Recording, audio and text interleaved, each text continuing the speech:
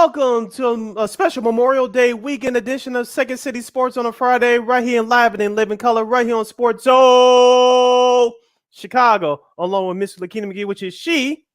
I am Cindy Brown. Hey, that's me. You can follow yours truly on the Twitter and the IG at CK80. Once again, it's CK80. That's SIDKID80. That's SIDKID80. You can follow me at Keenan McGee on the Twitter and at Keenan_McGee on the IG. Make sure you download that Sports Zone Chicago app. You want to know why? Because we said so, that's why. And also, too, you can catch any of our other 5 live shows throughout the week. If you ever to miss them, you can go back and watch them and listen to them at your own leisure, especially during this long holiday weekend. Make sure you take advantage of it. Make sure you download that Sports Zone Chicago app today. Speaking of Sports Zone Chicago, you can follow us on all social media platforms. That's Facebook, Twitter, Instagram, YouTube. Once again, find Sports Zone Chicago on all social media platforms. That's Facebook, Twitter, Instagram, and YouTube. You want to catch the audio version of this show, our podcast, Second City Sports, you can do so by subscribing to War or Anger. We are available on all podcast platforms, including that iHeartRadio app. Make sure you type this in your search engine boxes. You ready?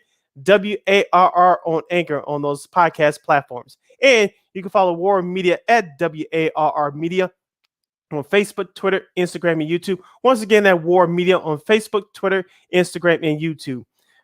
And thank you very much in advance for your support. Like, share, subscribe, and tell your friends. We are unapologetically fun, and we have very definite opinions. You have any opinions on doing our 2-hour extravaganza we call a Sports Talk Radio Show, you can go to Sports Zone Chicago's Facebook page or Sports Zone Chicago on YouTube. Type in your questions or comments in the comments section. Lakeena will get them up on the screen for you. But if you decide to troll and or do something stupid, I'm giving Lakeena the full boat to give you guys the full bill and beer boot. Bye-bye. I know it's a holiday weekend, but we still expect you guys to behave yourselves in a kindly fashion. in a dignified manner. Yes. Lakeena, let's kick off this holiday weekend edition of Second City Sports by getting into some Chicago baseball. Of course, it's Cubs Sox weekend. But before we get into that, let's get into this. The White Sox, after taking 2 out of 3 in New York City last weekend against the Yankees, they lay a big dub by losing 2 out of 3 to a certainly red-hot Boston Red Sox team. The Chicago Southside squad gave up a total of 33 runs throughout the 3-game series. Dallas Keuchel laid up another dud last night, bumping up his ERA to 7.88. Is it time to DFA Dallas Keuchel, even with the off days coming ahead, with Lance Lynn returning and possibly Eloy Jimenez coming back? Yes, reliever Joe Kelly is back on the injury list, limping like an old man. But we were all promised, or we thought, that the Sox thing would turn around. Their record sits at 22-22 with a kind of a soft schedule ahead before you hit the road to Tampa Bay and Toronto, those teams respectively that you face next week on the road. Lakeena, I'll ask you this. Were we too quick to jump the gun, or do we still have to be patient?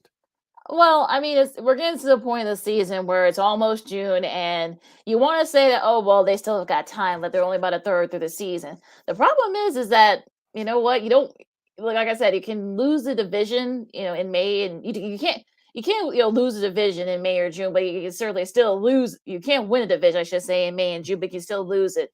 And unfortunately, now with Joe Kelly now, back in the IL, then you've got, guys are coming back, but then you got guys going back on the IL. So it's gotten to the point of the season where you're kind of wondering, okay, what the Sox have to do.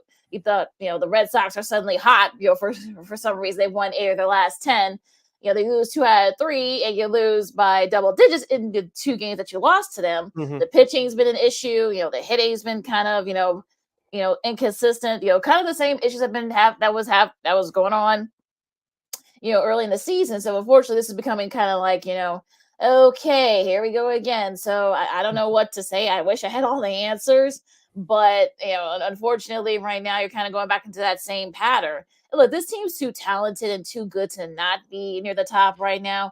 They do get a quote unquote soft schedule, I guess, if you say, because they've got the Cubs, these 2 games, they got the Cubs starting tomorrow. Of course, they got a rare day off tonight, so we don't have to worry about that. And there's no reason why they wouldn't at least split the series. Of course, you never know what could happen, especially over that G rate, because things have been happening weirdly.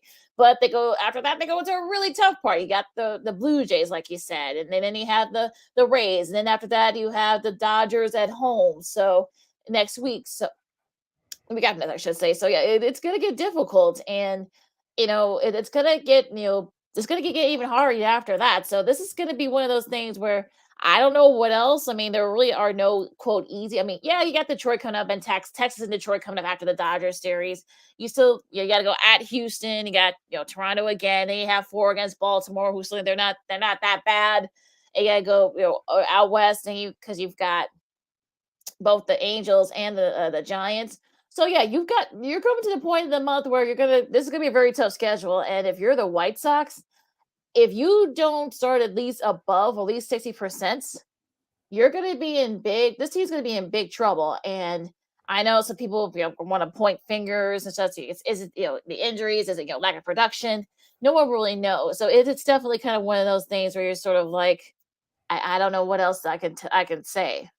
You're listening to Second City Sports, the special Memorial Day weekend edition right here on Sports Zone Chicago. We're live and in living color. Sid Lakeena here with you talking White Sox baseball. We'll jump on the Cubs in just a couple of minutes.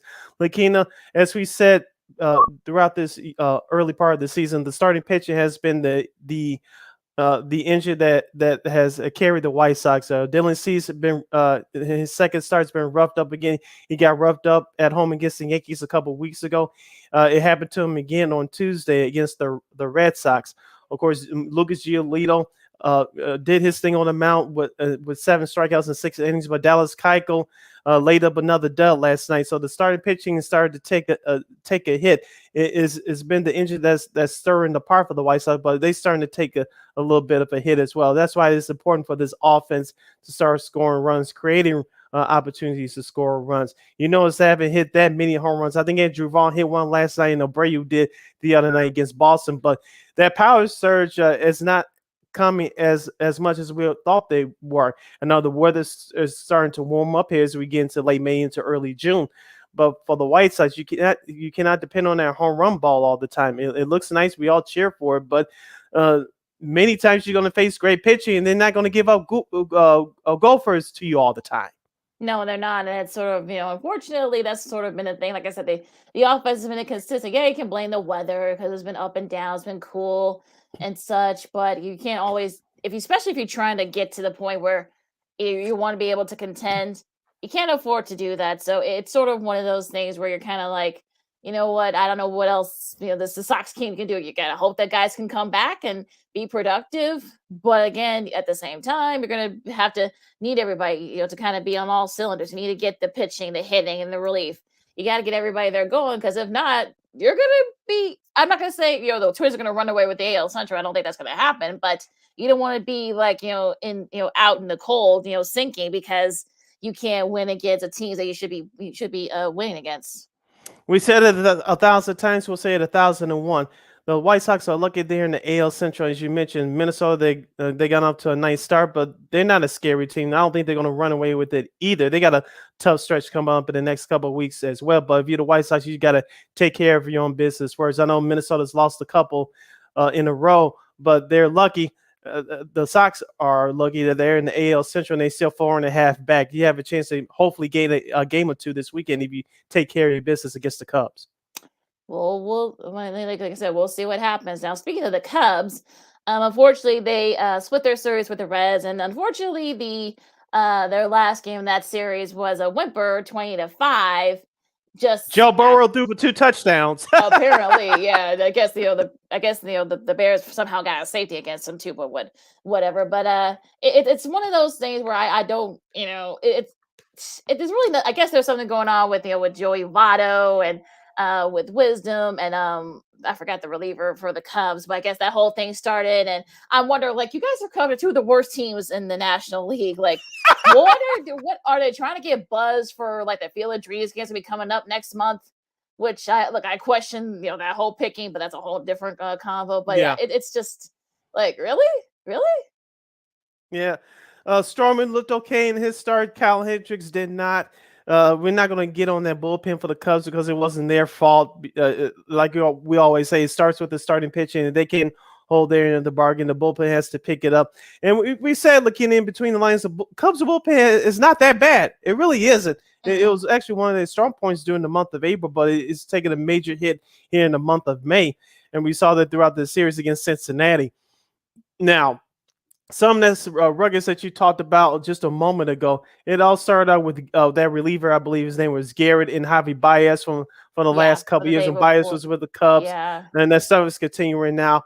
I don't get it, but if you're the Cubs, you're lucky that you're 8 games under 500. I know you're 10.5 back in your division. No one expected them to be competitive anyway. But if you're a Cubs fan, uh, you kind of doing just a slightly better than what people expected. Now, I know people didn't expect it to be Oakland and Cincinnati have one of the worst records of baseball. No, but this is still a team that's trying to figure themselves out, create an identity. Do they really have an identity as of right now? No. No, they don't. And I guess Valo, hit a homer. He had a triple, but still, Mhm. still shot out a Rowan Wick. So I don't know what's going on there. I guess they're trying to get buzz that Field of Dreams game, like we said, coming up next month. So I guess they gotta have some type of buzz. But I guess, look, I don't know what else to say. I guess just try and perhaps win one against the Sox. I guess if you just so that you don't get swept from the season series, you don't have to worry about playing against them anymore after Sunday. So just Mhm. try to win one of these next two games against them, and then you'll probably, I guess, you'll take it if you're a Cubs fan because you got a tough schedule too. You got the Brewers and the Cardinals for 5 because a couple of those games have had to be make up because of the name of rainouts early on. So Yeah, that Monday game is against Milwaukee is a day night doubleheader. That yep. the first one is a makeup game from April.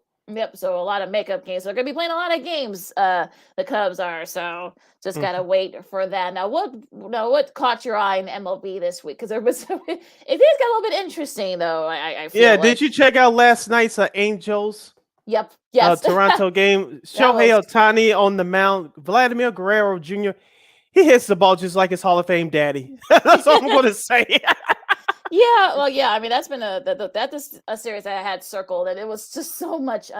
It's so much fun, and yeah, 6-3 for Toronto. Though that's a continue their series through this Mhm. weekend. Otani, because Otani got the loss. Unruh, had only two home runs and a walk. Not too flashy, but he did just enough to win that. Mhm. They did just enough to win that game, and also to the defense as well. I forgot. It was funny because early on, Otani, I think it was Tapia that he was trying to run to first, and then Otani already had the ball in his hand, in his Yeah. glove, and he was like, come on in, and then he's like, no, I'm good. Tapia said, you know what, I'm good, bye. I'll see you the next at bat. Bye So bye. bye. So yeah, so it was such a gentleman. Otani is it was a gentleman, but yeah, so that should be a yeah that he hit that Guerrero Jr. hit that ball pretty far. That was one of the go ahead runs for them, and it was sort of one of those things where you're kind of like this should be a fun series the rest of the weekend. I'm a little perturbed that ESPN didn't give that series the Sunday Night Baseball treatment, but what can you do? But yeah, I know, I but know. I know. I know. I know. I know, right? But yeah, so that was a fun one. What else caught your eye this week? The Phillies and the Braves splitting the 4-game series down in hot Atlanta. Atlanta, as we mentioned last year, they got out to a shaky start. They turned it around after the trade deadline. They trying to do it again, Lakeena. They had a couple of chances to perhaps take 3 out of 4 at home against Philadelphia. Philadelphia, as we mentioned, going through injuries right now, especially with Bryce Harper being out for the next few weeks. They did what they had to do. They took 2 out of 4 in Atlanta against the defending world champs. Yeah, and I think that's what you want if you're a Phillies man with all the injury that you got going on right now. Split your series against them, and then you're kind of like riding the same boat in the AL East and NL East, I should say. So that's going to be an interesting one. And the Mets have been, they've been kind of up and down. I know they scored 12 runs earlier this week, but they've lost a couple in a row, and they actually lost Mhm. that game too, where they scored 12 runs. So it's gonna Yeah. be so it's gonna be very interesting there in the NL East. I don't think the Mets are gonna run away with it. I know both the Braves and the Phillies are 7.5 back, but I just don't see the Mets running away with it, especially with Scherzer being out. They got a couple other guys that are Mhm. injured, so I think this might be a chance for the Braves and the Phillies or the Phillies to kind of make a little bit of a move Mhm. here. Also, too, let's not forget about those LA Dodgers that take 2 out of 3 in our nation's capital against the Washington Nationals. Yeah, that was sort of that was a pretty interesting series. I think Mookie Betts has his 18th multi-home run game from the leadoff spot. That ties George Springer for the second most. Of course, Alfonso Soriano is the leader in that one.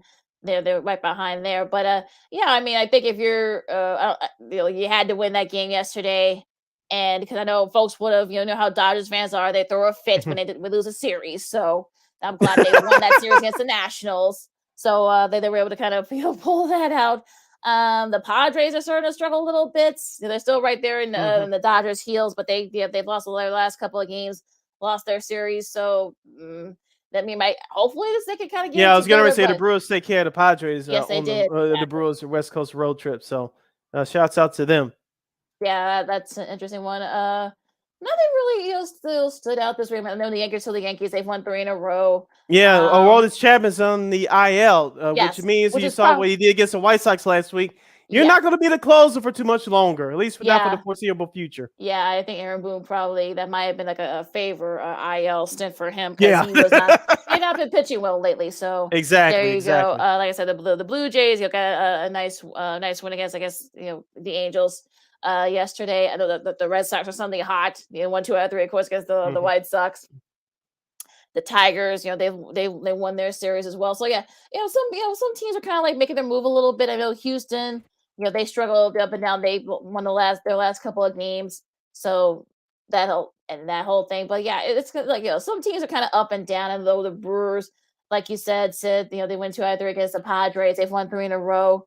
So yeah, so everybody's sort of like kind of like jockeying for position a little bit. We're kind of getting to the part of the season where I think teams are starting to. We're about a quarter through the season, just a little over a quarter through the season. I think people are maybe now with guys are settling in, they're getting into a routine. Maybe perhaps they are teams that are you think we're supposed to be in contention. Maybe they finally can make a move. Yeah, and also too, you're starting to see the identity of some of these teams now. Well, when you look at the standings right now, will it be the same way at the end of the season? Probably not in some divisions, but you start to see who are the contenders, who are the pretenders. This is just a rough draft early since we're 2 months into the season, so you kind of get a feel of what the teams are going to do. We still have a long way to go, especially a long way to go before the July 31st trade deadline. But you start to see the identity of some of these teams. Yes, we are. Happy birthday to Yoel Moncada. Happy birthday to Mr. Moncada. I think he's turned like 26 today. So happy birthday to him. And going Yes. through the schedule for this weekend, some really interesting series coming up. You got San Francisco and Cincy. That's the Sunday morning Peacock game. Yeah. So John Miller be filling in for Jason Benetti this week. So yes, so just to point that out. Yeah. So also to Colorado. Did you check out Colorado's uniforms?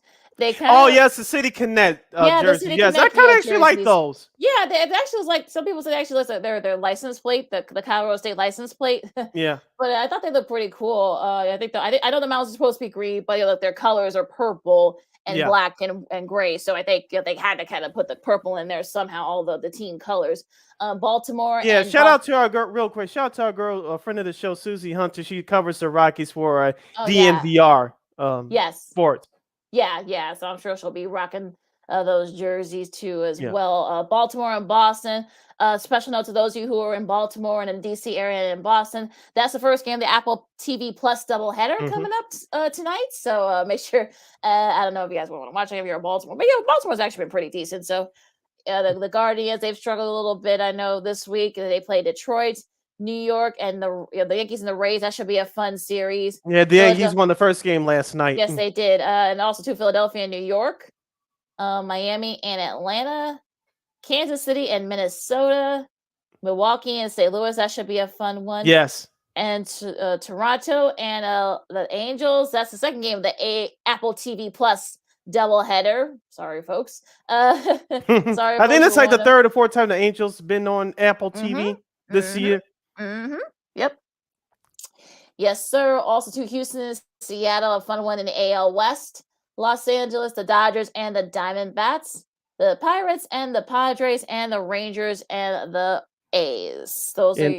Yeah, and those are your weekend games, Friday through Sunday in Major League Baseball. Don't forget to Fox Saturday Baseball returns this Saturday, tomorrow, with 3 games. Of course, the Cubs and the White Sox locally here in the Midwest region. Most of the national folks will get the Phillies and the Mets, and you West Coasters will get the LA Dodgers and the Arizona Diamondbacks. Do you know the announcers for those games yet, Lakeena? No, they haven't. They have not made that up. They haven't. I'm sure Len Casper probably doing the Cubs Sox game. I'm thinking. I'm not really sure. Gun! Philly. Yeah, also to all you Sunday night baseball fans, the Phillies and the Mets, that's going to be the Sunday night game. Remember, too, it's actually going to be on ESPN2. I'm thinking that's probably because I guess, in case there's a game 7, I'm thinking, or game 6, I'm thinking, or game 7, I It'd be should just say. because just in case it's a game 7 that Heat Celtics series. Yeah, that's probably why it's gonna be. It could be back on ESPN in case there isn't a game 7, but just a special note there. Now that is your schedule for baseball for the rest of this weekend going into this next week. Speaking of basketball, when we return, we'll preview tonight's Game 6 of the Eastern Conference Finals between the Boston Celtics and the Miami Heat. The Celtics lead that best-of-7 series 3-2, and we'll review last night's Western Conference Final contest between the Golden State Warriors and the Dallas Mavericks. Are the Warriors back, or this is just an anomaly? We'll get into all that and much more, and we'll pay a special tribute to a Chicago broadcasting legend. I'm Sid, that's Lakeena. You're listening to Second City Sports, a special Memorial Day holiday edition right here on Sports Zone Chicago. AutomotiveMap.com presents the Sports Flash on the Sports Zone Chicago. NBA Thursday, the Bulls dropped their second straight 126-109 the loss at New Orleans. The Bulls are 42-31 with the setback. Zach LaVine led the scoring for Chicago with 39 points. Kobe White had 23. The Pelicans got 30 points from Devontae Graham, 25 from CJ McCollum, and a double-double from Jonas Valanciunas. Up next for the Bulls, they'll try and snap the skid tomorrow night when they visit Cleveland. The Blackhawks put a 2-game winning streak on the line tomorrow when they visit the Vegas Golden Knights. Chicago with a 4-3 win at Los Angeles yesterday. Alex DeBrincat had the shootout winner. Colin Delia made 43 saves through overtime in just his second start of the season. Spring training Thursday, the Angels beat the Cubs 5-4. Today, it'll be the Cubs taking on the Rockies. The Giants beat the White Sox 9-6. Today, the Sox will face the Mariners. For lightning fast sports updates, download the Score app. It's free and one of the most popular sports apps in North America. I'm Chuck Sanders. That's the Sports Flash on the Sports Zone Chicago. Nobody protects you from mayhem like Allstate. I'm a speed bump. Did you hear what I said? I'm a speed bump. And if you have cut-rate car insurance, the cost to reattach your muffler could really be a bump in the road. So switch to Allstate, save money, and be better protected from mayhem, like me. Based on coverage and limits selected, subject to terms, conditions, and availability. In most states, prices vary based on how you buy. Allstate Bar and Casualty Insurance Company and affiliates, Northbrook, Illinois. Have you wanted to speak a new language but thought it'd be too difficult or take too much time? Then try Babbel. In just 15 minutes a day, Babbel teaches you conversations that you will actually use. With 14 languages and lesson topics like travel, business, relationships, and more, you'll learn what matters most to you. Babbel. Language for life. Learn a new language with ease. Go to Babbel.com to try for free. That's BABBEL.com.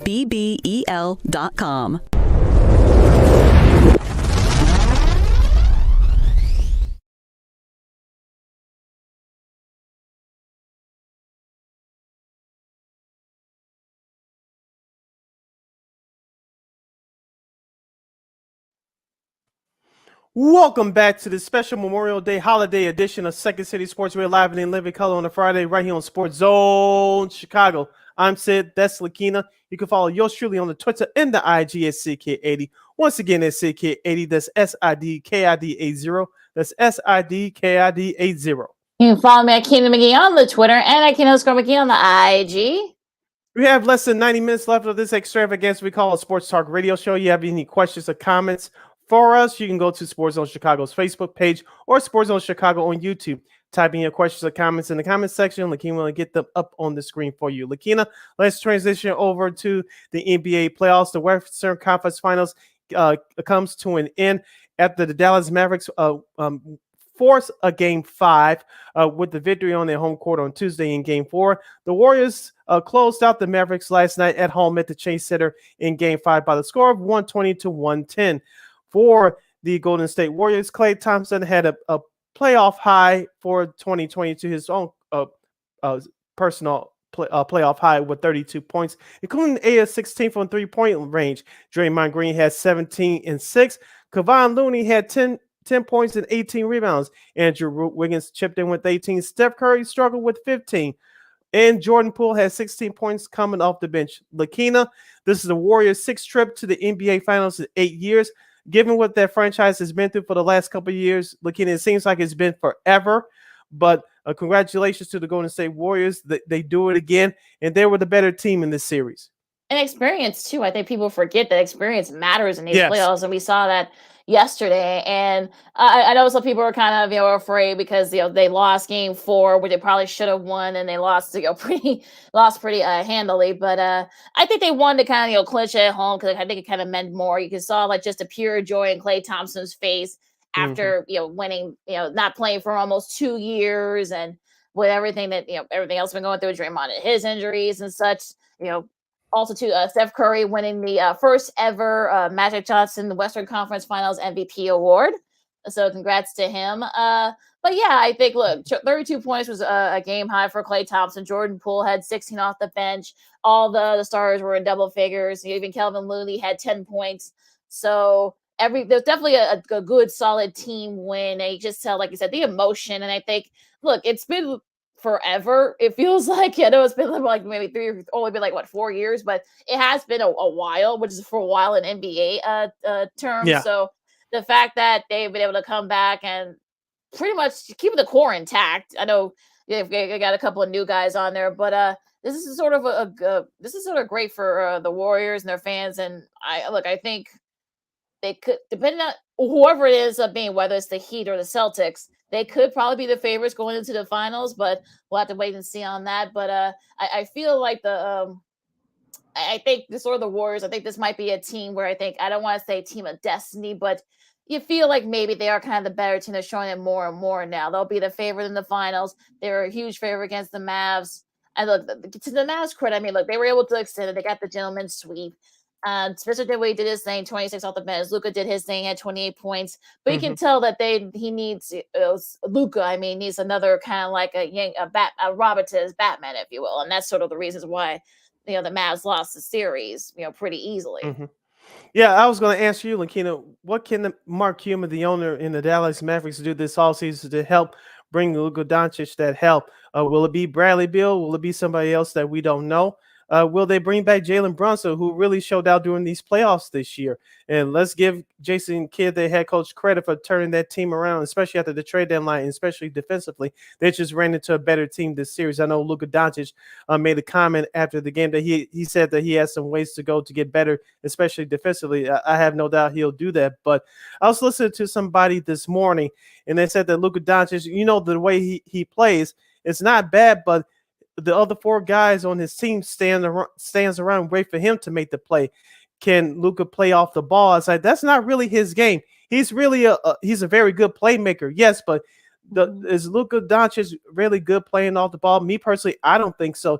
You need another scoring threat that Luka can create and help pass the ball to. They'll help Luka even more instead of him just standing at the top of the key, forcing up jump shots and having to do everything. Yeah, and I think that's going to be the thing, and I think he needs sort of like the extra guy to kind of take the onus off him sometimes. Yes. I know Zach LaVine's name's been floated around too, but do they have anything of value? Because I'm sure they're not just going to give them to you and let them sign it. It's got to be a sign and trade. So you're gonna have to probably get somebody. Do you get Brunson back to come, bring him back to Chicago? Do you get maybe Dinwiddie, come back here to play for the Bulls? Who knows who you're gonna have to give up to as well. So I think that whole thing is a little bit of a waste on that one, but that it is what it is there. But I feel like look, Luka, I'm sure Luka's going to do everything he can to make himself better, defensively and whatnot. But he needs somebody there to kind of help him out in the scoring, and that's sort of been the thing.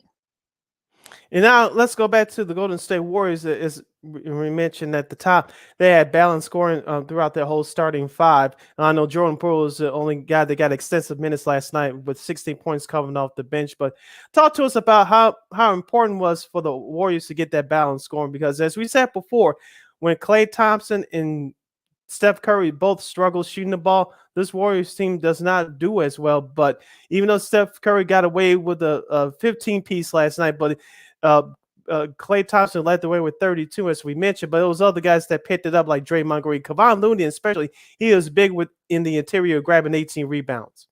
And I think that sort of was the key. I mean, yes, Steph wasn't Steph, 5 for 17 from the field, only 2 of 7 from 3. But look, you had guys like Clay, you had guys like Looney had a double-double with 18 rebounds. You had, Wiggins also did his thing with 18 points and 10 boards. And, got Draymond with 9 assists and 17 points. I mean, look, it's sort of one of those things where you're like, okay, this is sort of a good thing when it's not good when both Steph and Clay are not shooting well. At least in this case, Clay was able to pick up the slack. Steph didn't have his best, showing. He admitted in the post conference too. But I mean, look, I think this is sort of what you want if you're the Warriors, have that balanced scoring. If one guy struggles, the other guys can pick up the slack, and that's what happened last night, I should say. Yeah, so once again, congratulations to the Golden State Warriors. They'll play in the NBA Finals, which starts 6 days from now, so they'll get some time off in between now and then in the Eastern Conference Finals. We'll talk about in just a second. As you're listening to Second City Sports, the special holiday, edition, along with Miss Lakeena McGee. I am Sydney Brown. We're transitioning over to talking about the Eastern Conference Finals between the Boston Celtics and the Miami Heat. The Miami Heat lead that best of 7 series, 3-2. Game 6 is tonight at Boston at 7:30 p.m. Central Standard Time. You can watch that game on ESPN. Lakeena, let's go back to Wednesday's Game 5 performance. The Celtics won that one convincingly by 13, 93-80. As we said before, Lakeena, the Miami Heat, they're one of the best defensive teams in the league. But when they struggle to score, it really looks ugly, and it got that way for them on Wednesday. It's just, I think that's the only thing you can say is like yuck. I think that's probably the only thing you can use. If you saw Pat Riley's face in the stands during that game, I think his face kind of covers it for the rest of the Heat Nation because the Godfather was not happy. No, he wasn't, and it's sort of one of the. Oh, shout out to Ray Loyola, may rest in peace. Good fellas. Yes.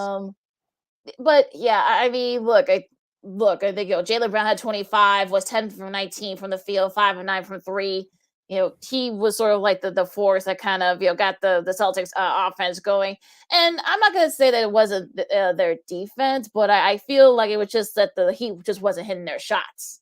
And it's sort of one of those things where you're kind of like, okay, someone's going to have to pick up the slack. Hero looks like he's not going to play, again tonight. So it doesn't look that way.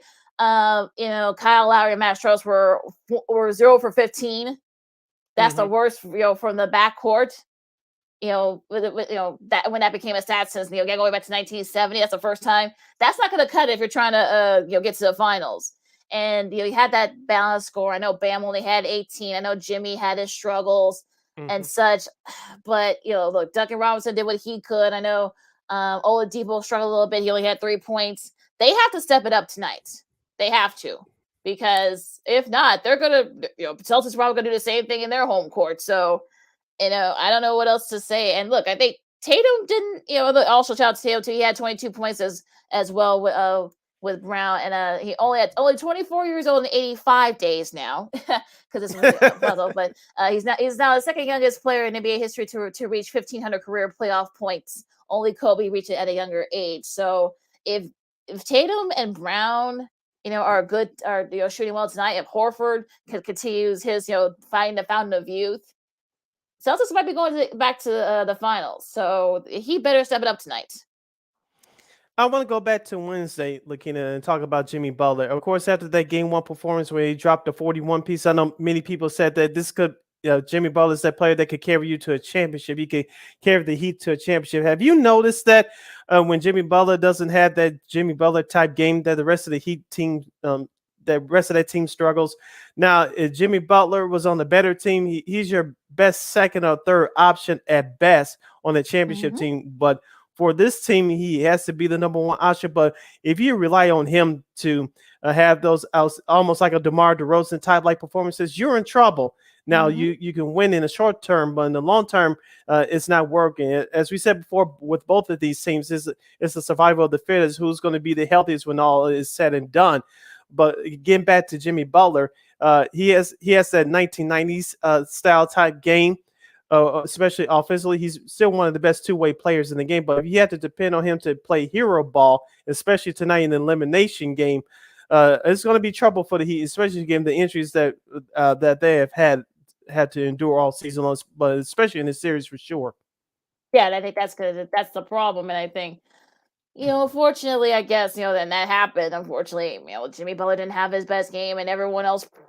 So they need to get it Yeah. together tonight. And I think I don't see why they can't. I mean, they've won in Boston, so it's not like they're going to be, Mhm. freak out by the being on the road. But unfortunately, look, I think everybody has to go in has to have a good start. Butler has to have a good start. Lowry needs to get off the funk. I don't know if it's a hamstring. I don't know if it's mental, but he needs to get it going. Max Strauss has to get it going, and also the guys on the bench. Duncan Robinson, Oladipo, Mhm. Greg Vincent. I mean, and also too, I know people were kind of making jokes about Udonis Haslem. I know he has he's our age and still getting the check and still getting play, but I think maybe they may have to play him to kind of get the spark going. So I'm wondering, like, I'm hoping that of course I think Regarding Udonis Haslem, as the late great Norm Van Leer once said, "You have 6 fouls, use 5 of them."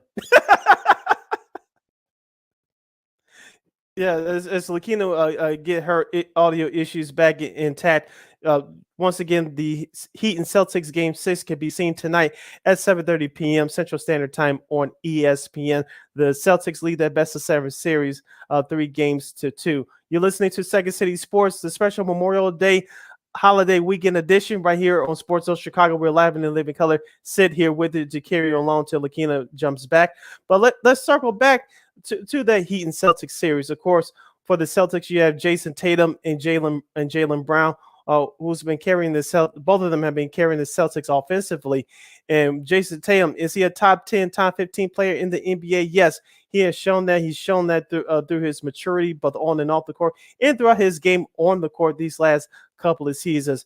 Coming out of Duke, many people saw his potential to be one of those top 10 players in the league. So far, he has shown that he's shown growth a little bit over the last year's playoffs, but this year he's been phenomenal through the Brooklyn series, the Milwaukee series, now the Miami series, as his team is one game away from reaching the NBA Finals. Now, Jaylen Brown, he's one of the best underrated two-way players in the game. This guy is athletic. He has speed, and he can give it to you a little bit on the defensive end, but he has a lot of firepower on the offensive end. So he has that energy. He makes that Celtics team go from the small forward position. Now, Marcus Smart has been struggling with injuries all season long, but we all know that he's a reigning NBA Defensive Player of the Year.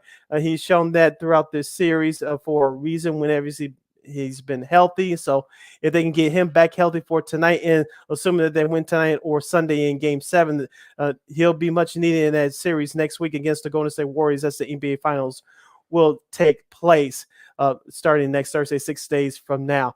Now, let's go back to the Warriors.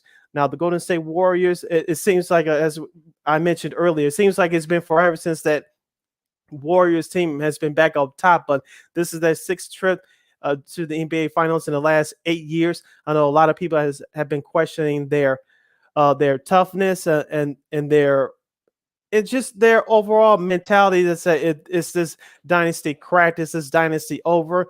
It turns out it wasn't. They just needed a reshuffling after getting rid of Kevin Durant following the 2019 season where they lost to the Toronto Raptors in the NBA Finals. You know, that run with that core, the amount of games and injuries did take a toll with that group. You saw that with Clay and Steph missing a lot of time the last couple of years, including Klay Thompson. So the Warriors needed retooling. They got that a young star in Jordan Poole, who's on his way up right now. They picked up Andrew Wiggins. He struggled to find himself last year, but this year he became a first-time All-Star, and he's risen up to the challenge so far in these playoffs. And so Andrew Wiggins has been one key right there. And I mentioned Jordan Poole as the other key, especially coming out the bench. He started off hot in these playoffs, dropping a 38 piece in one of the early playoff games. But those two guys were the key to starting the season, as Klay Thompson worked his way back into the lineup. He returned in January, of course. He had a big game last night, dropping in 32 points. And so the Warriors needed help, obviously, but it's been the new addition pieces that has really kept that Warriors dynasty, the new part of this other side of this dynasty, up afloat. Apparently, I guess Jimmy Butler didn't like what I was saying about it. That's probably why my battery went dead on my laptop. But yeah. So as I was saying, I think the Heat role players. Speaking of role players, I know you were talking about the Warriors role players, but they need to step it up. Tonight if they want to force a game 7. Because if not, and if like I said, if Brown and if Tatum, if they both, and also too, of course Al Horford and Grant Williams has a nice contribution as well from the bench. It's gonna, yeah. This year is gonna be over with, and I think if you're the Heat, you better see if you can step it up tonight. Yeah, everything's on the go for the Miami Heat. Lakeena, this is it. Even though it's game 6, it's do or die for the Heat. Everything's on the line, so whatever is working, it better start from the opening tip. I know the Celtics are favored by 8.5. For all you bettors out there, I know it's legal in many states that there's some of our listeners are living in. But Lakeena, what do you expect tonight? Do the Celtics end it tonight, or will we see a game 7 on Sunday? I feel I know I had Heat in 6. Of course, that's not happening. But I think they'll force a game 7. I think this Miami team is too good to go out this way. I think Butler's going to step it up tonight. I know Kyle Lowry's been kind of up and down with that hamstrings. I don't know if that's still bothering him, but yeah, I think they'll force a game 7. Although, but then again, I wouldn't be surprised if Boston ends it tonight. So I'll go opposite of you, Lakeena. The Boston Celtics will end it tonight. They saw what the Warriors did last night, and they'll end it tonight. The Miami Heat, they just have too many injuries. It looks like it's starting to take a toll on them as well.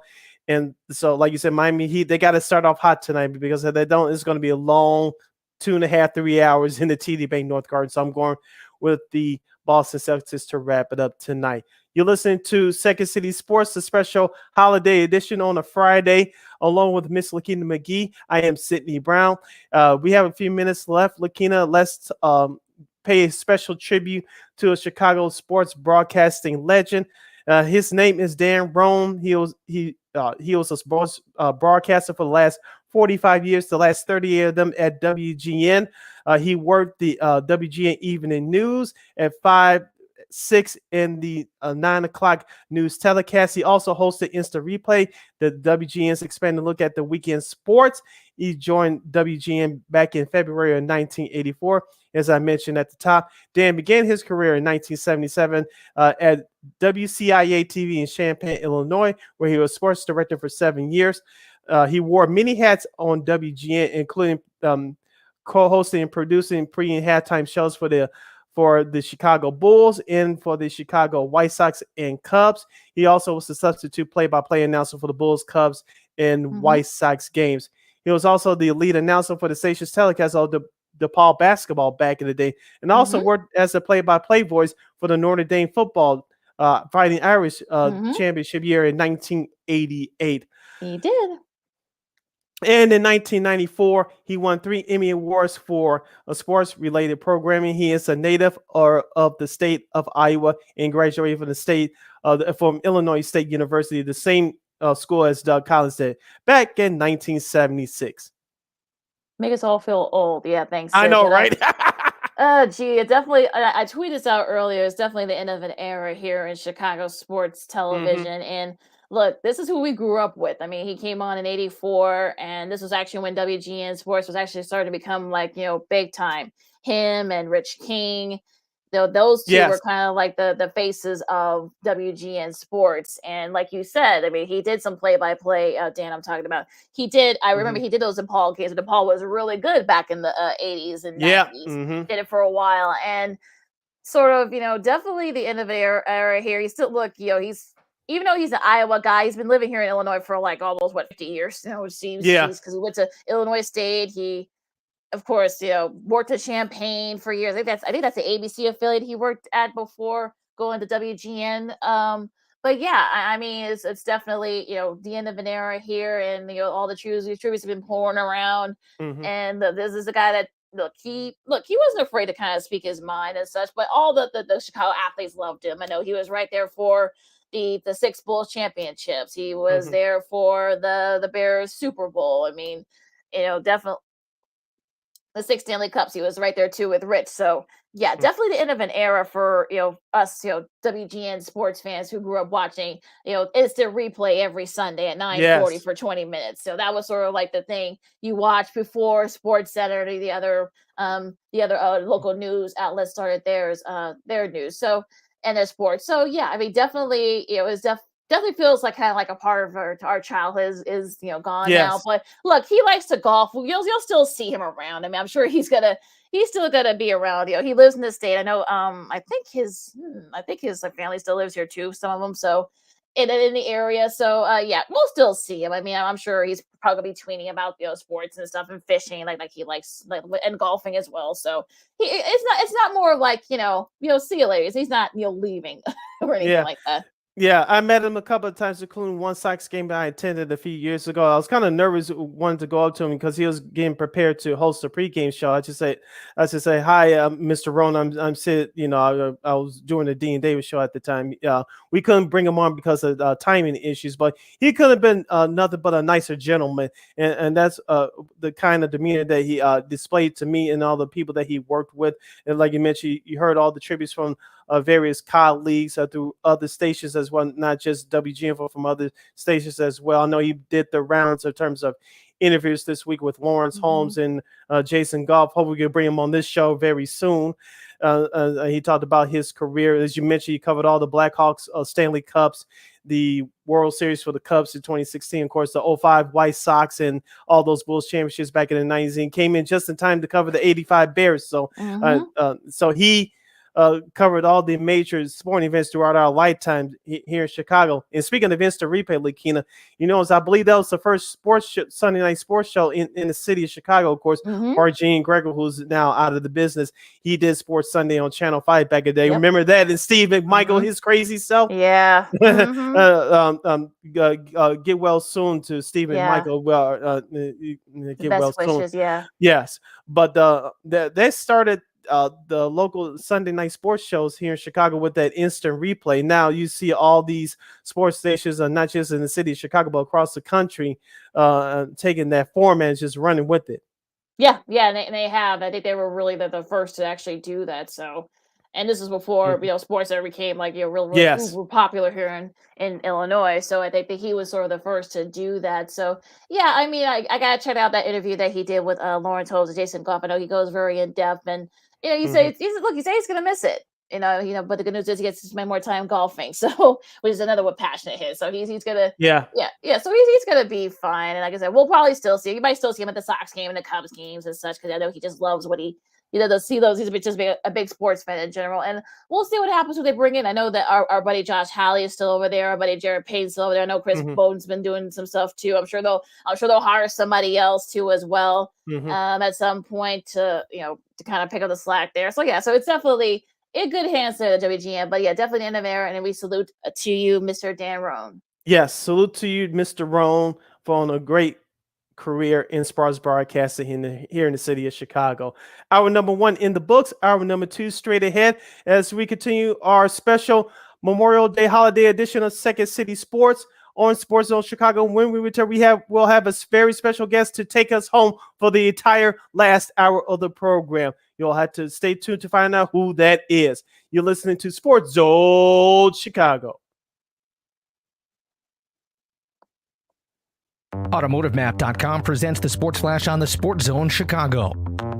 NBA Thursday, the Bulls dropped their second straight, 126-109, the loss at New Orleans. The Bulls are 42-31 with the setback. Zach LaVine led the scoring for Chicago with 39 points. Kobe White had 23. The Pelicans got 30 points from Devontae Graham, 25 from CJ McCollum, and a double-double from Jonas Valanciunas. Up next for the Bulls, they'll try and snap the skid tomorrow night when they visit Cleveland. The Blackhawks put a 2-game winning streak on the line tomorrow when they visit the Vegas Golden Knights. Chicago with a 4-3 win at Los Angeles yesterday. Alex DeBrincat had the shootout winner. Colin Delia made 43 saves through overtime in just his second start of the season. Spring training Thursday, the Angels beat the Cubs 5-4. Today, it'll be the Cubs taking on the Rockies. The Giants beat the White Sox 9-6. Today, the Sox will face the Mariners. For lightning fast sports updates, download the Score app. It's free and one of the most popular sports apps in North America. I'm Chuck Sanders. That's the Sports Flash on the Sports Zone Chicago. Nobody protects you from mayhem like Allstate. I'm a speed bump. Did you hear what I said? I'm a speed bump. And if you have cut rate car insurance, the cost to reattach your muffler could really be a bump in the road. So switch to Allstate, save money, and be better protected from mayhem, like me. Based on coverage and limits selected, subject to terms, conditions, and availability. In most states, prices vary based on how you buy. Allstate Bar and Casualty Insurance Company and affiliates, Northbrook, Illinois. Have you wanted to speak a new language but thought it'd be too difficult or take too much time? Then try Babbel. In just 15 minutes a day, Babbel teaches you conversations that you will actually use. With 14 languages and lesson topics like travel, business, relationships, and more, you'll learn what matters most to you. Babbel. Language for life. Learn a new language with ease. Go to Babbel.com to try for free. That's BABBEL.com.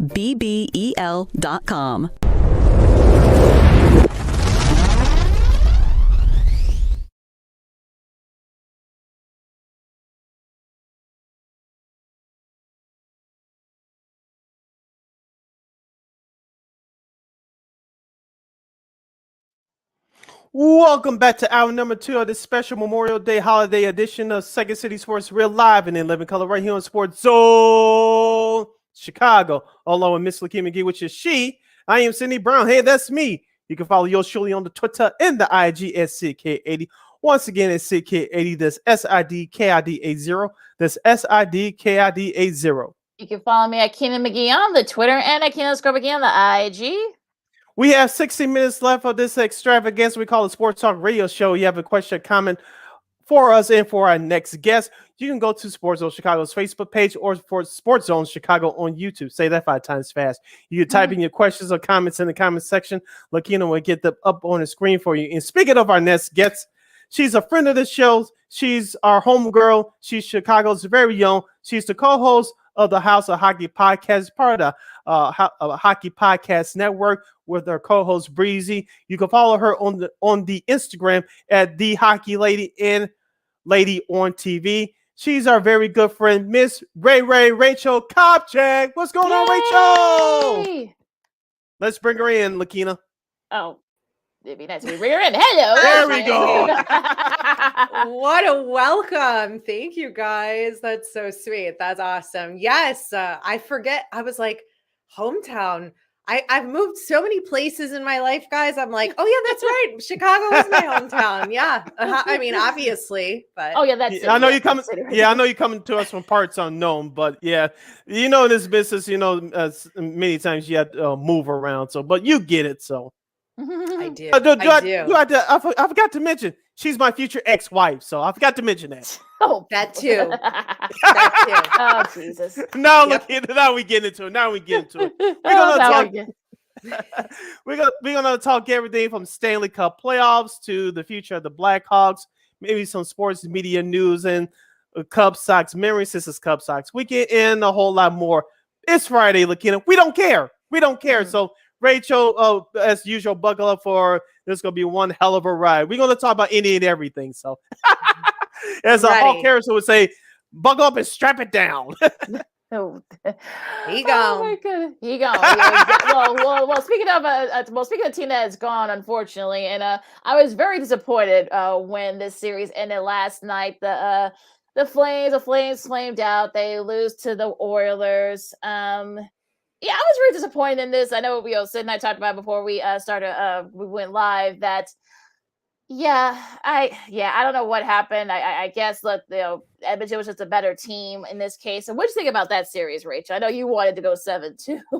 Oh yeah, I mean the Battle of Alberta, to have that in the Stanley Cup playoffs was just so exciting to begin with.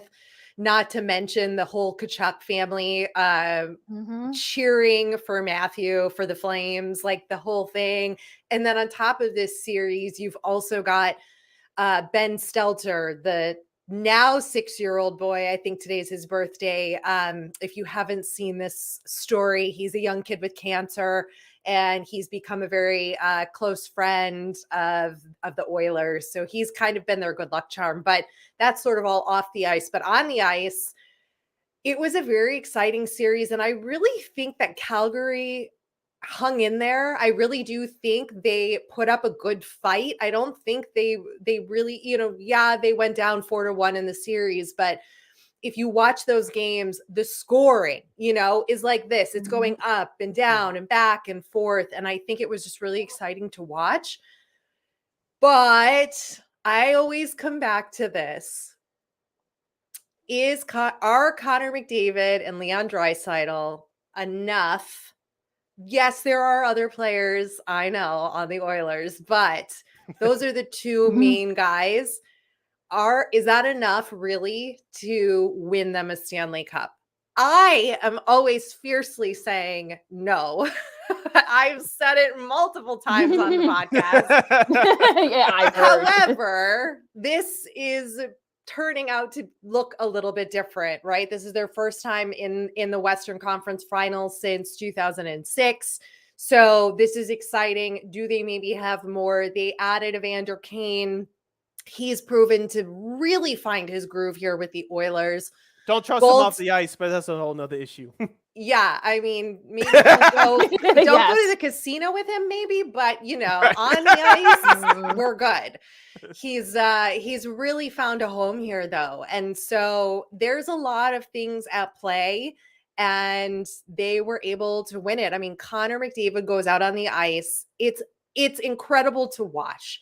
If anything, even if you're not an Oilers fan, this girl, you should still be watching this series. You should still be watching the Edmonton Oilers because of just the star power and what Connor McDavid can do on the ice. It's like if you were watching Michael Jordan, no matter if you hated the Bulls and all of the things, just watching that man play and how he plays is incredible. And it's like part of what's going to become history, in several years or many years probably, but watch what he can do. I mean, he carries so much of that team on his back and just goes in there and is like, I'm going to do everything, guys. I'm going to do it all. I got it all. I'm going to pass it to myself. That's funny. Or I'm going to clear I'm like, he just comes in there with that mentality, and they definitely look like a different team.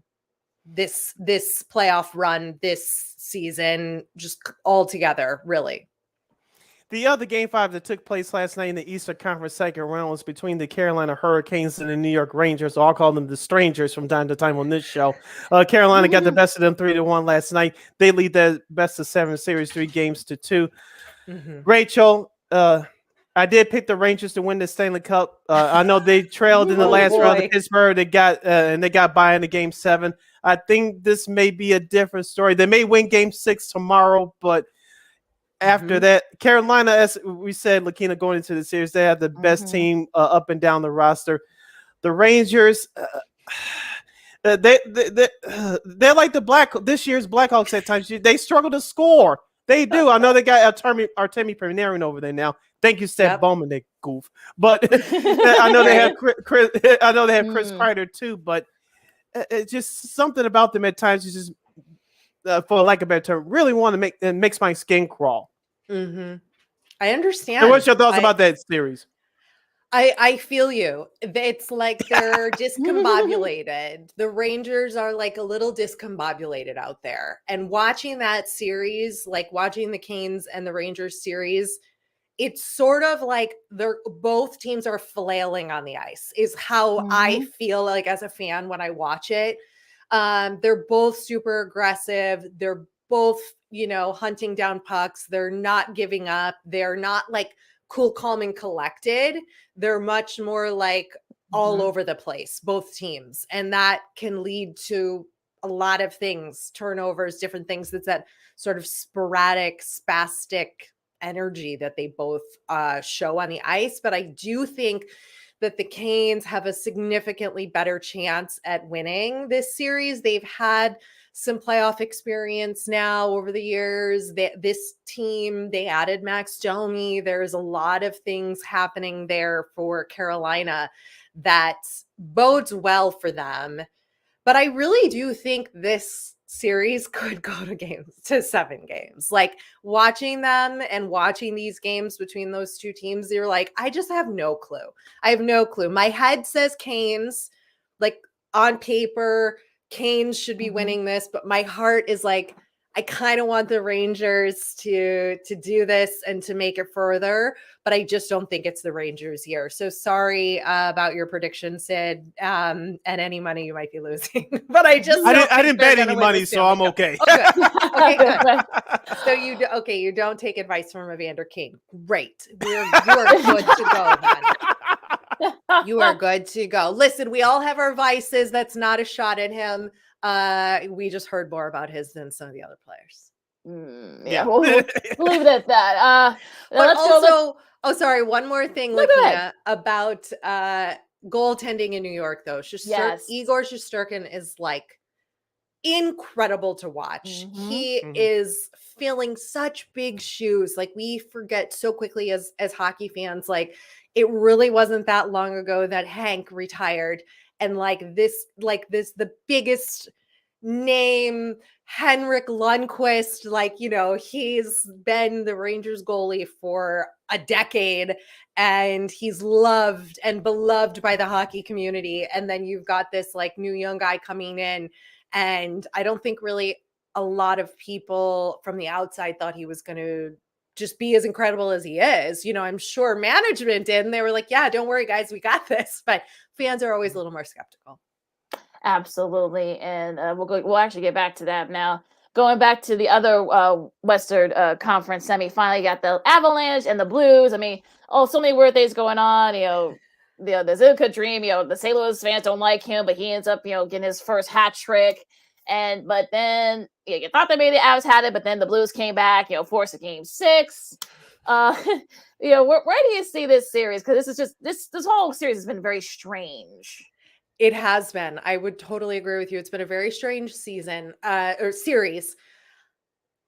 Everybody, every outlet, media outlet, newspaper, online article is like, the Avs are going to win the Stanley Cup this year. And I am just so tired of hearing it, you guys. I'm so tired, right? There are Central Division rivals, they've got McKinnon. You too, girl, thank you. Fine. I'm I can't, if I hear this one more time, I'm just I'm going to lose it. I'm going to short circuit. They're very talented. They just barely missed claiming the President's Trophy this season, right? That was given to the Panthers, who are now no longer playing in the playoffs. That's a whole other story. There's a curse, blah blah blah. But I think that the Avs are going to get out of this. They are. They want it. They're going to get out of this series. The Blues are giving them a really good fight.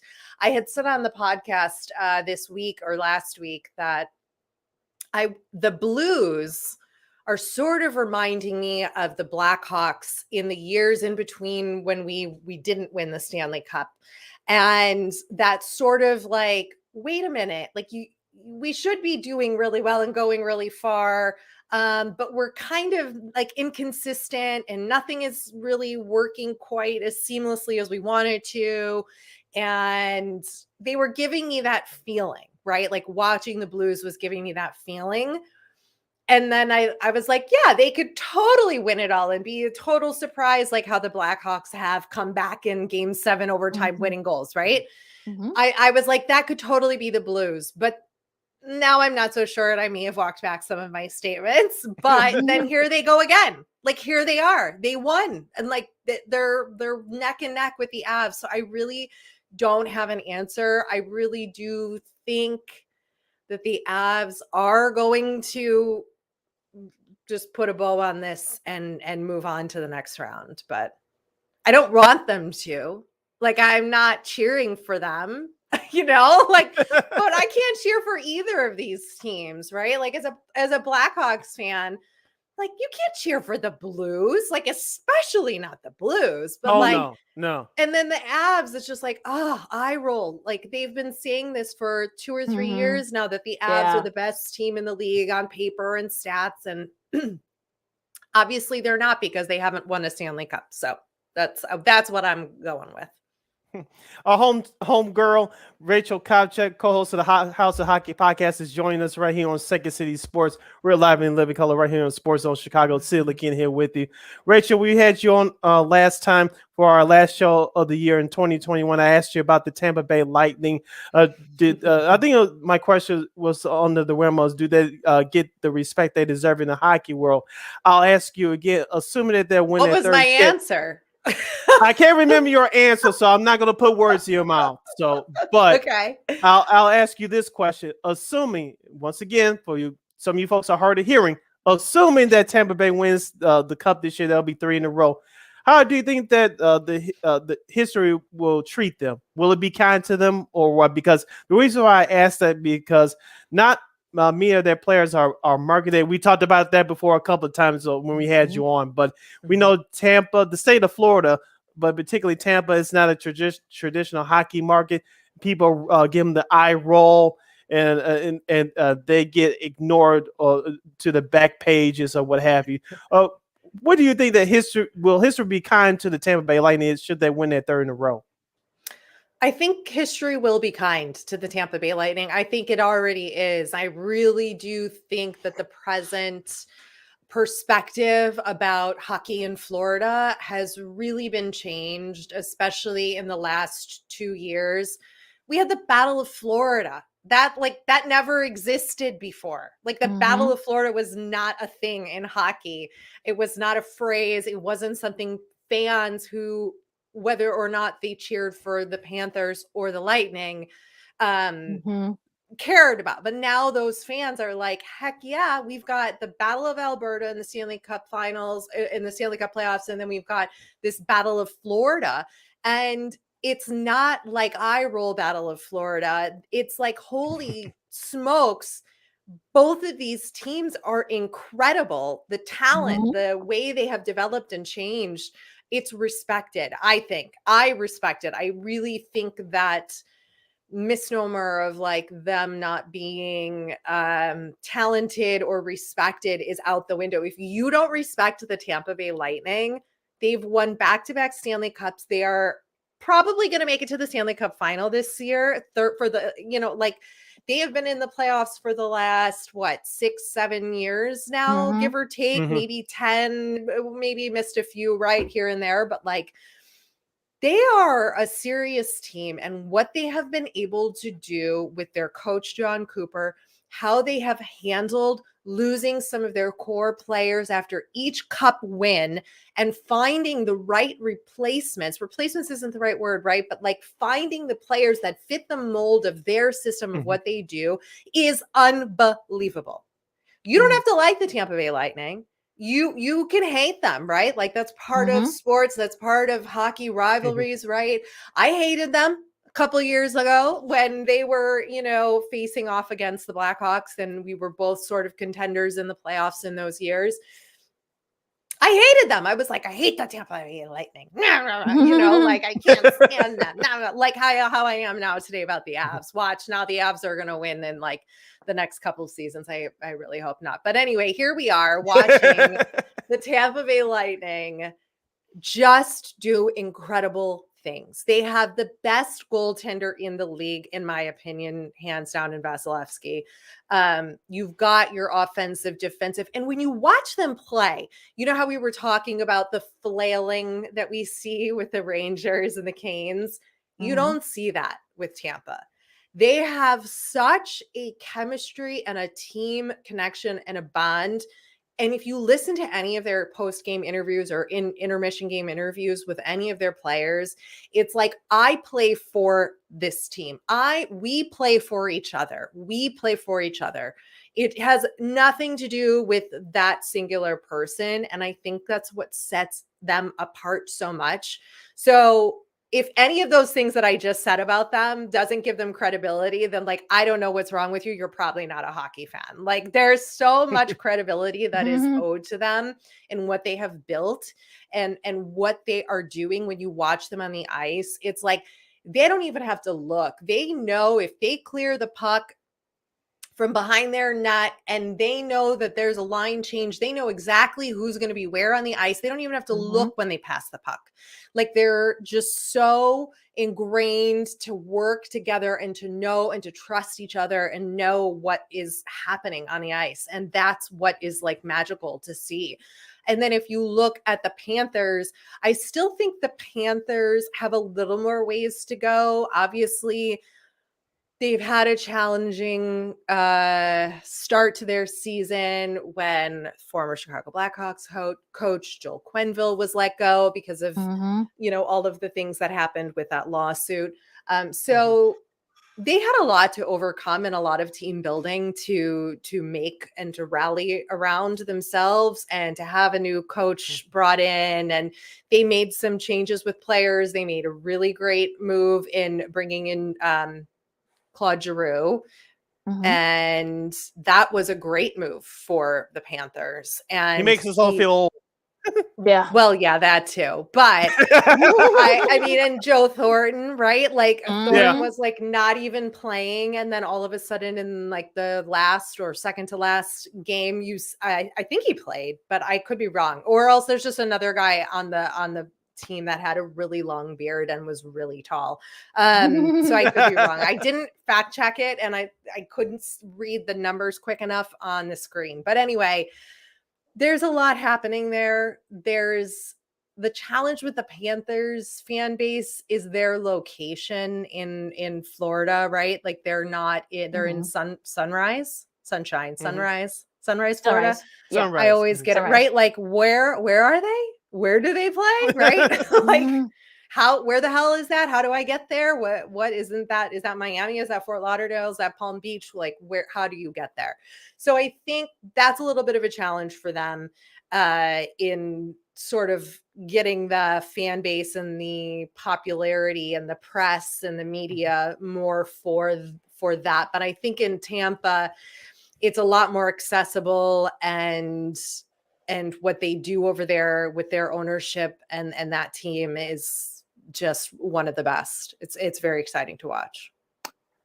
Now, which team has sort of surprised you these playoffs, and which team has disappointed you? I'm assuming it's among the eliminated teams. Okay, among the eliminated teams. Yeah. I was not surprised that the Toronto Maple Leafs did not get out of the first round. I had been saying that all along, all season, and Leafs fans, even my co-host on my podcast, Breezy, is like a Leafs fan, and she's like, we could do it. I'm like, can't do it. Not going to happen. It's not going to happen. So that was not surprising.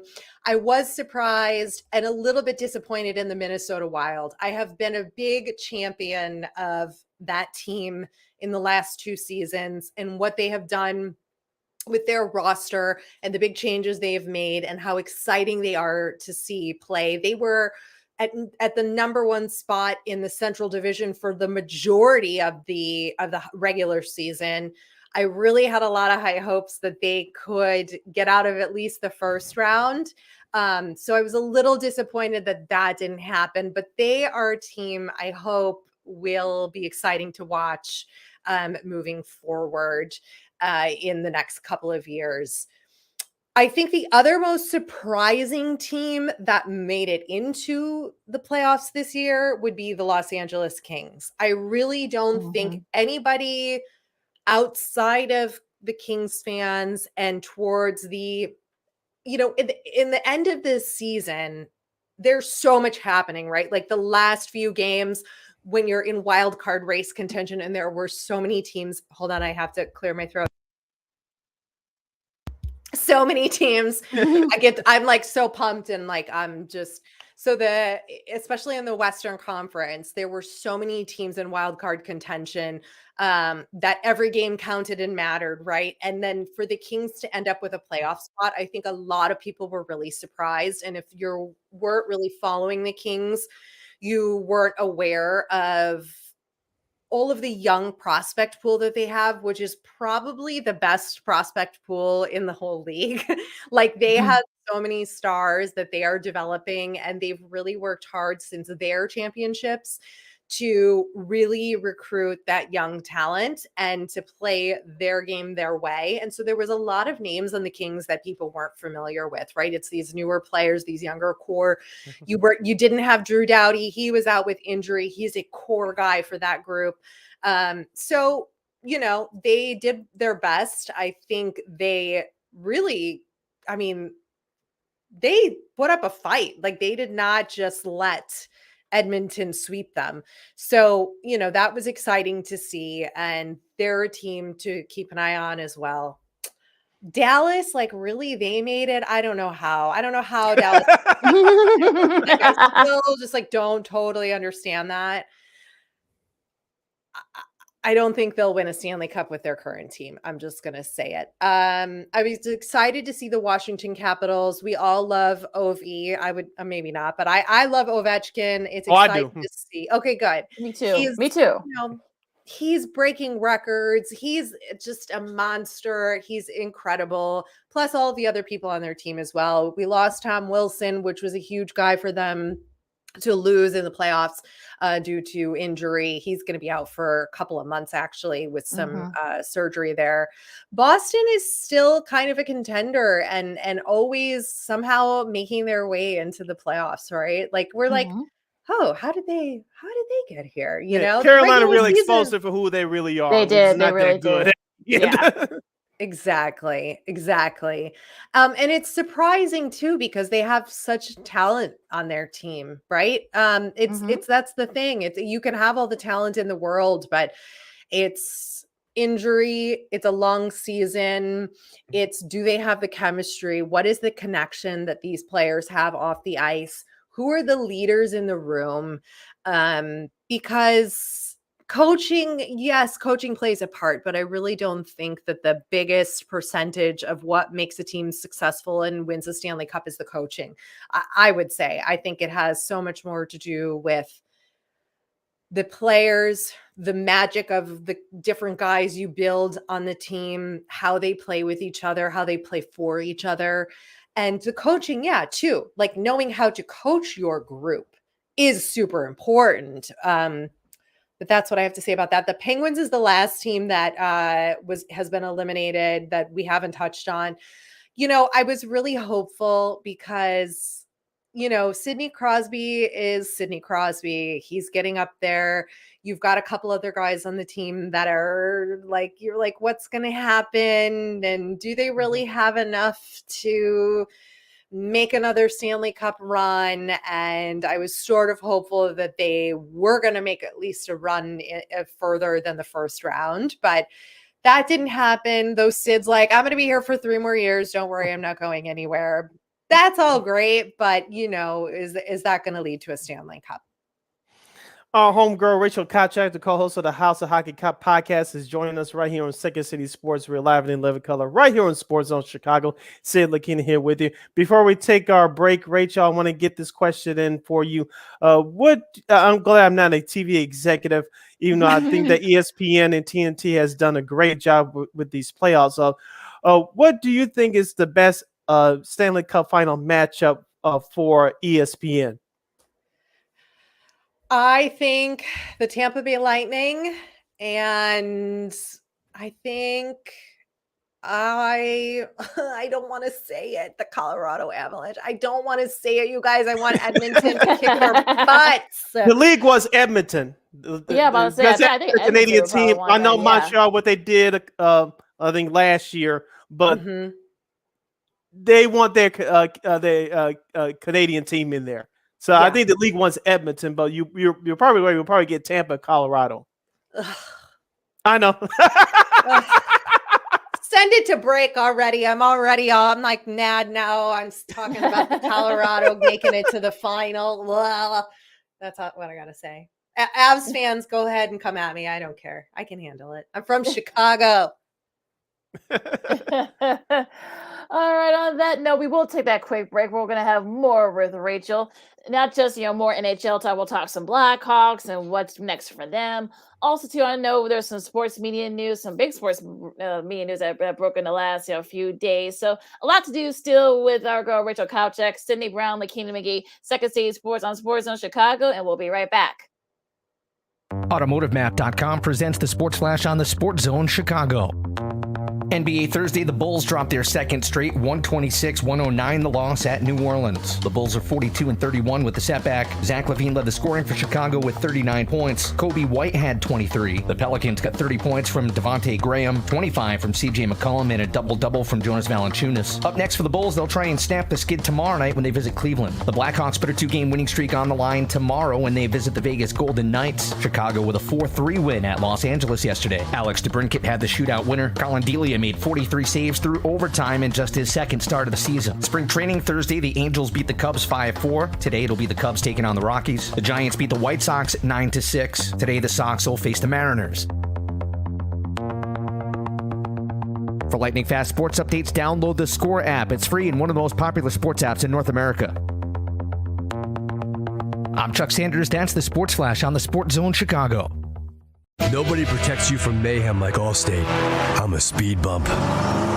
Did you hear what I said? I'm a speed bump. And if you have cut rate car insurance, the cost to reattach your muffler could really be a bump in the road. So switch to Allstate, save money, and be better protected from mayhem, like me. Based on coverage and limits selected, subject to terms, conditions, and availability. In most states, prices vary based on how you buy. Allstate Bar and Casualty Insurance Company and affiliates, Northbrook, Illinois. Have you wanted to speak a new language but thought it'd be too difficult or take too much time? Then try Babbel. In just 15 minutes a day, Babbel teaches you conversations that you will actually use. With 14 languages and lesson topics like travel, business, relationships, and more, you'll learn what matters most to you. Babbel. Language for life. Learn a new language with ease. Go to Babbel.com to try for free. That's BABBEL.com.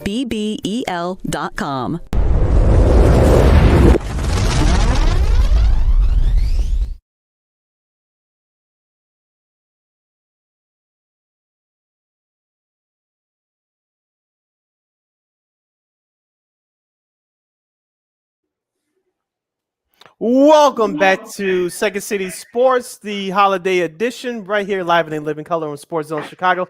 Sid, Lakeena here with you.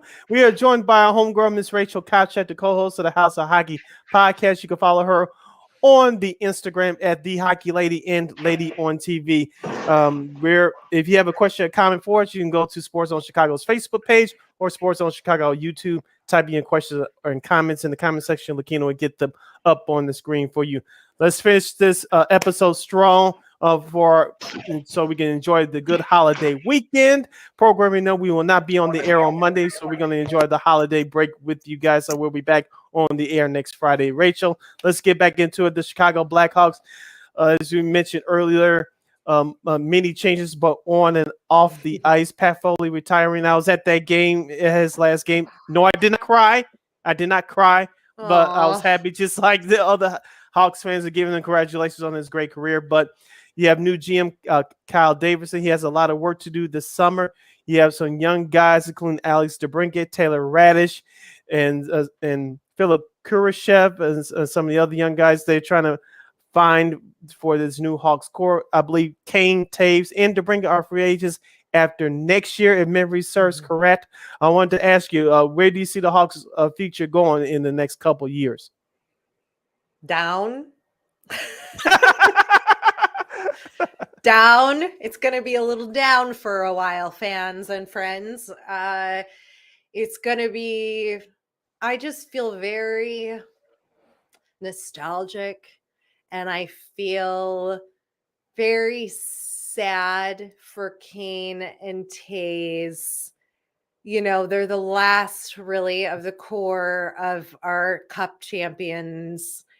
I love watching both of them play. It's a gift to watch what they do. Mm-hmm. Kane has really done incredible things for DeBrincat's game. And I would venture to say that DeBrincat would say that in a heartbeat. Watching them on the ice together is magical.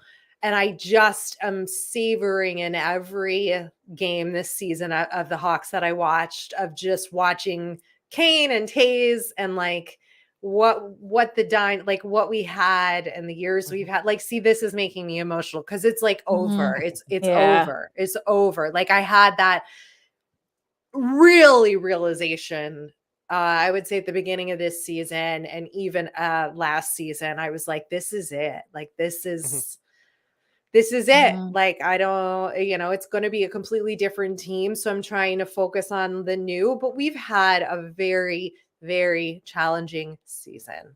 We had a lot happening at the beginning of the year with Bowman, coach getting fired.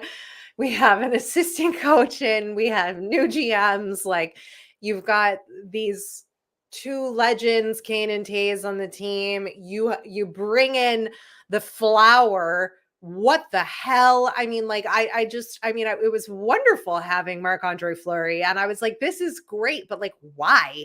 He's not going to stay here. Why would he, yes, I get why he wants to come here. We're incredible. Chicago's a great city. All of those things, but he left for Minnesota. Is he going to stay there? Is he going to go somewhere else? What's going to happen? So it's just a lot of turmoil for the players, and it's understandable to have a really tough season. There's just a lot that I think we don't know that happened probably behind the scenes too. And we've heard little bits of it, right, from the things that Taze has said. It was great to have him back on the ice this season, of course. Like, so happy to see that he's doing well mentally, physically, and could be a presence on the ice. But it's going to be I don't know what's going to happen. It's not probably going to be very pretty for the next couple of years. There's a lot of work to do. I don't think that the defensive move that Bowman made in bringing Seth Jones over for the high amount of money that we're paying him was really worth it. I really don't. I think we need more defensively. I think there's a lot of promise on the offensive and the forwards that we have. I think there's a lot of good there.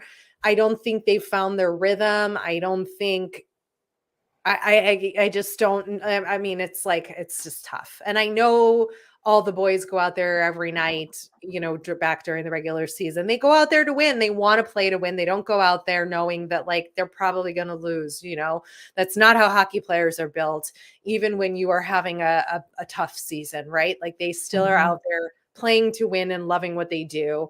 And so I just think it's going to be a tough couple of next years. A lot of ups and downs. Yeah. Who do you think should be the next head coach? Yeah. Is it Derek King or is it Barry Trotz? I heard some people throw his name out there. I don't think Barry Trotz is interested in the rebuild. So, and I don't think that's going to happen. Who do you think is going to be the next Hawks head coach? What type of coach do you think they should be looking for? I think they need somebody who's had a lot of experience and knows how to develop players and bring them together. I think Barry Trotz has those qualities. I mean, Trotz can do that. He can take a bunch of players that don't seem to fit or work well and get them together. I mean, I love Barry Trotz. There's rumors he could go to Vegas. I really don't see his style of play working successfully in Vegas because of Vegas fans. I just think they would be like, wait, what happened? Where's all of the action? What is all of this very defensive, moderate sort of style of play? I think he's an incredible coach and an incredible leader. And I love Trotz. I love Barry Trotz. So I'm a huge fan of his, and I hope he lands somewhere and really has the opportunity to do something great with the team. I think he could really do something great in Chicago. I really do. Will that happen? I don't know. Should Derek King stay? Maybe. I don't know. I don't really think you can see enough from him this season. I don't think you can really judge his performance in one season, especially the season that we've had that we've mentioned for all of the reasons.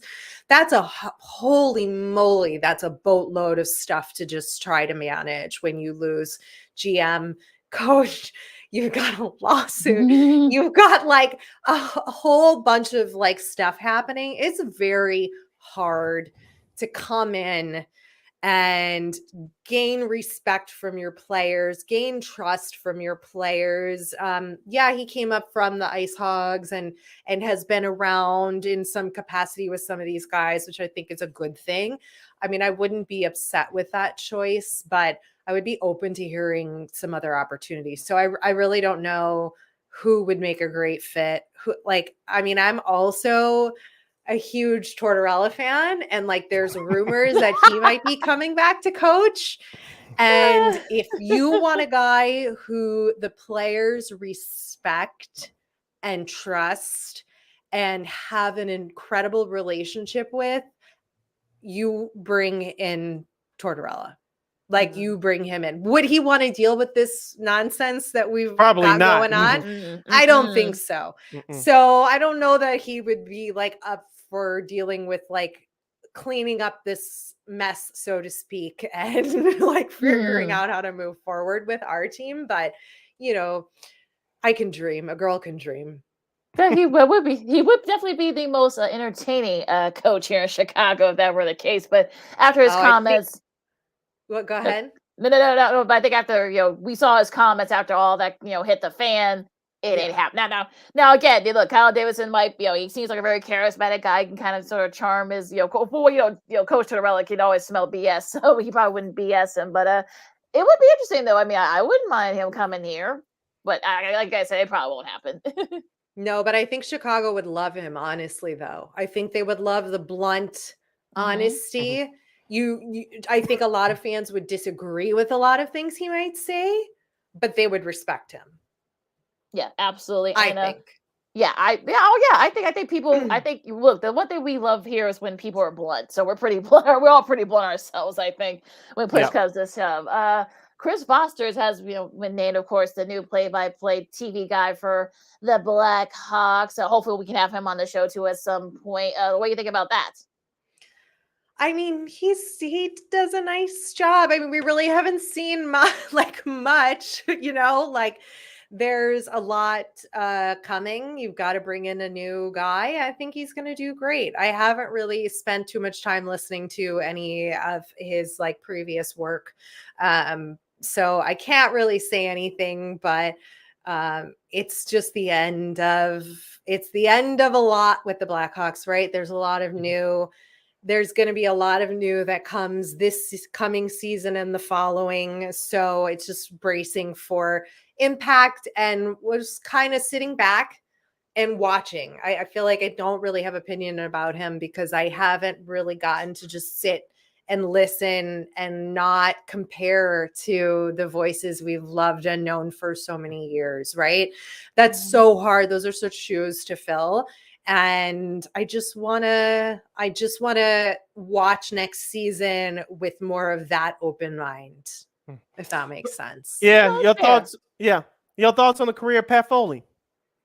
Amazing, incredible, one of the best in the industry. I'm so sad he is retired. His ending speech, after the game, after his last game, had me tearing up. And you could also just hear all of the respect from Edzo and everybody else. Did you see, wait, sorry, I have to sidebar. Eddie Olczyk's son, Nick Olczyk, was calling games. Yes. I was like, nepotism, but that's okay. He's very he was so qualified though. Oh my gosh, I thought he did a really great job, and I think he has a very bright future for him. But listening to him and Pat go together was super fun and interesting to hear them call a game.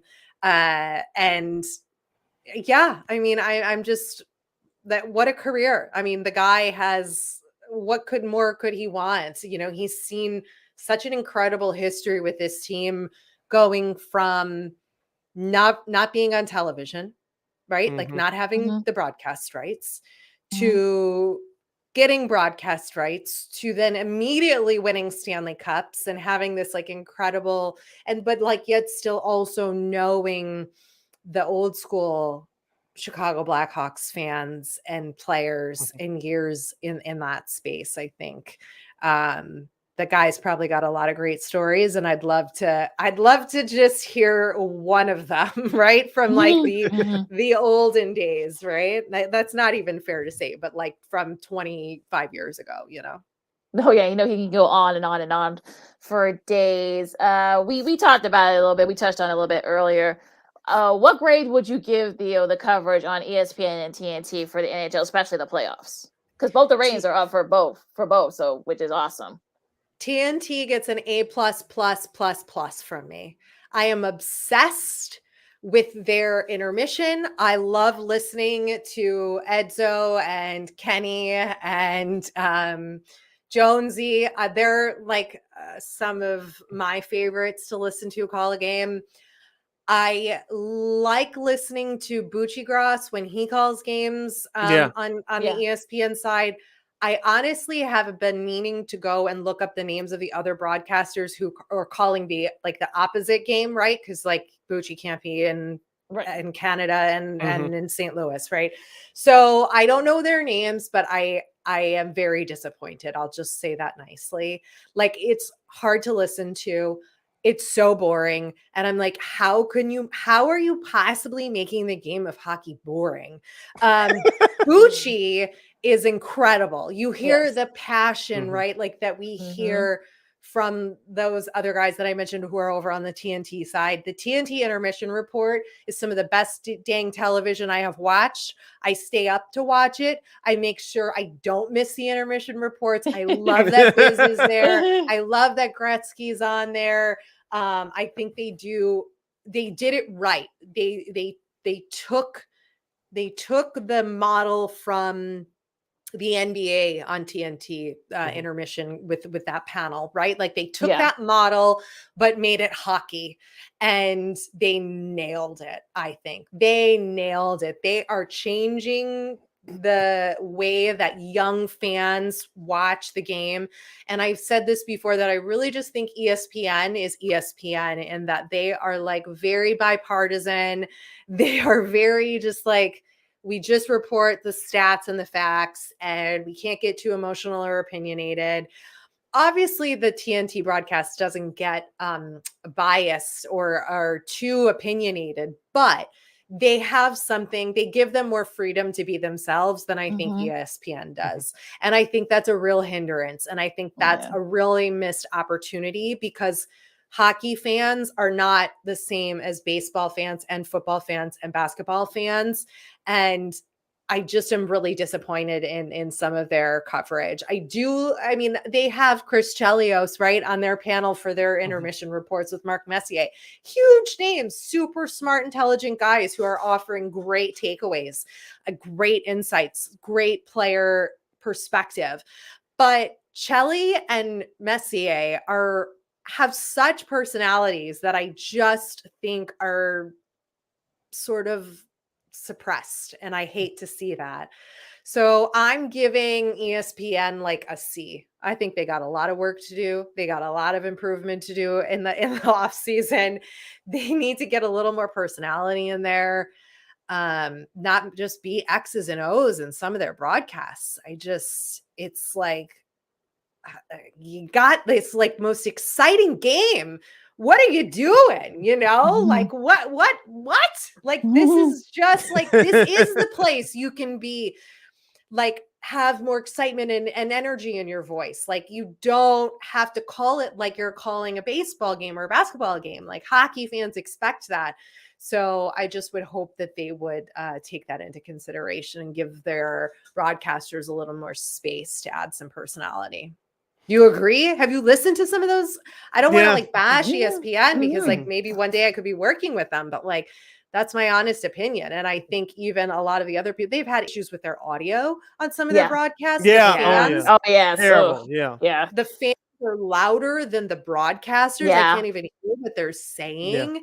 The lip sync, like the output of the broadcaster's audio is ahead of the game. Yes. And it's like, really? You guys are ESPN, you know? So everybody makes mistakes, right? And forget where the Panthers play, like Sunrise, Florida, so, there's things that we all have that happen, and I'm going to give them a little leeway on that, but there's some work I think that could be done. TNT is my favorite. I'm only watching the TNT games. Like that's also, I'll have to watch ESPN obviously for the final, but that's how I feel.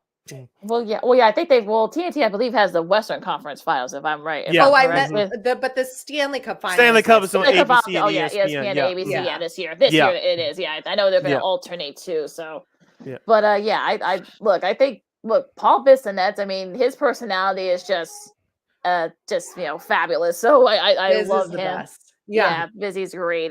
You're Rick Tocchet. I know Tocchet too. Tockett's great as well. So you're probably right on some aspect with the ESPN. I don't want to name names because they're actually, some of those folks are actually really good, but they just don't. Yeah, and I don't know if it's they're good at their job, Lakeena. You're right. Like they're very good, but they're not hockey. It's not hockey. Like they're like missing this element of passion and excitement and understanding of like what the fan base wants. So you're right, Lakeena. I didn't mean to interrupt you. Go ahead. No, it's fine. But I think I really like TNT's, the presentation and the guys there is a little more free flowing. So we're headed down like shooting jabs at each other. Tocchet's chirping Biz. Of course. Like old times. Yeah. And I think what's the magical thing about Biz and the energy he brings to it is that when they interview the players during the intermissions, like when the whole round table interviews a player, they're all chirping Biz. And like you get to see the side of the players that you would never see in any other interview done by any other person on any team. Even like the team's ringside reporter is not going to garner that kind of reaction from the players who all love to give Biz a hard time and know they can do it. And they can chirp him in the middle of this national broadcast and you get to see a glimmer of their personality. And I think that is something that fans, especially hockey fans, we crave that. We don't get enough of that. That's not how hockey fans are, hockey players are in their media. And so when we get a glimpse of that, if you can bottle that magic like they do, I mean, by all means, keep going. I don't know why ESPN doesn't want to try to capitalize a little bit on that, and encourage it, but that's their choice. We're heading down the home stretch with our homegirl, Rachel Kopczyk, the co-host of the House of Hockey podcast, right here on Second City Sports. We're live and in living color, right here on Sports Zone Chicago. Sid, Lakeena here with you. Before we move on, Rachel, one more note about hockey. This week is the 9-year anniversary of the Blackhawks Red Wings, or I'll call them the Dead Wings series from 2013. Of course, Detroit moved on to the Eastern Conference after this series. Of course, the Hawks trailed the best of 7 series 3-1. They won the first game. They lost the next 3. And of course, they finally ended up winning the next 3 games of that series. Of course, Brent Seabrook's overtime game-winning goal in Game 7 was the capper of it all. Besides that moment, Rachel, 2 things. 1, where were you? And number 2, where was your best moment in that series? I am pretty sure I was in Aruba, of all the places, at a bar, the one sports bar on the tiny island, watching the overtime. We stayed and watched the overtime games of that series. And I think at the time, I didn't really know, right? You didn't know what was going to come. Like we didn't know. Now, like hindsight's 2020, I can look back and be like, holy moly, like I had no idea this team was going to be this good and be the way that they ended up being for the next for that decade. So it was incredible. I remember just being like overly like so excited, like couldn't believe it, like we're the only Blackhawks fans on the island in this bar, because like the hotel doesn't have like whatever the NBC Sports or whatever the hell it was on at the time, like they didn't NBCSN, which is not defunct. Sports Network, yeah. Like that, we had like ESPN and like maybe CNN, and the Disney Channel. So it wasn't like today where you can stream the stuff. Like, I don't even Right. think we had Right. internet. Like, it was still crazy expensive to have internet at the time on that island. But anyway, what was the second part of the question? What was your favorite outside of the Seabrook overtime winner in Game 7? What was your favorite moment from that series? I don't even remember. I don't know. I just remember that feels like so long ago, and I should have a better answer for you than that, but I just don't, and I'm not gonna like bullshit BS you. Sorry. Whoops, almost let one slip. It's almost every time on here I let out some sort of swear word. I'm just like Biz on the TNT broadcast where they send him to the penalty box. You're gonna have to like put a penalty box up for me and give me a 2-minute minor. But I wish I had a better answer for you, because at the time I was working in news or was I at in 2013, I was at a station doing television where my job is like very all encompassing, and I didn't get to go home to Chicago to see any of the games or anything like that. So I wasn't as involved. And that's why when I say things like, I'm so sad that this whole like decade of hockey that I've fallen in love with and really made me fall in love with hockey is over, is like so big. And I could just like kick myself at that time, like not really knowing how incredible the Hawks were going to be, to like make sure I watched every single game like I do now, where I'm watching every single playoff game and I'm watching everything, even when the Hawks aren't in it, So I think that's where I'm at. I wish I had a better answer for you, but that's the honest truth. So those were the years where I really, like, I would say like starting in 2010 was when I really, really, really fell in love with hockey. It was as an adult, right? Like I went to the old Chicago Stadium as a kid with my dad, but like when you're 4, you don't understand the gravity of it all. And because of all the years of the Blackhawks not being on television and the city really boycotting ownership and like not going to games and all of the things that happened with our history that we know, that I don't have to tell you guys, but it wasn't until later that I really started getting into it. And then that's what inspired me to start following it religiously like I do now, and watching all these games and reading articles and stats and highlights and having a podcast about hockey.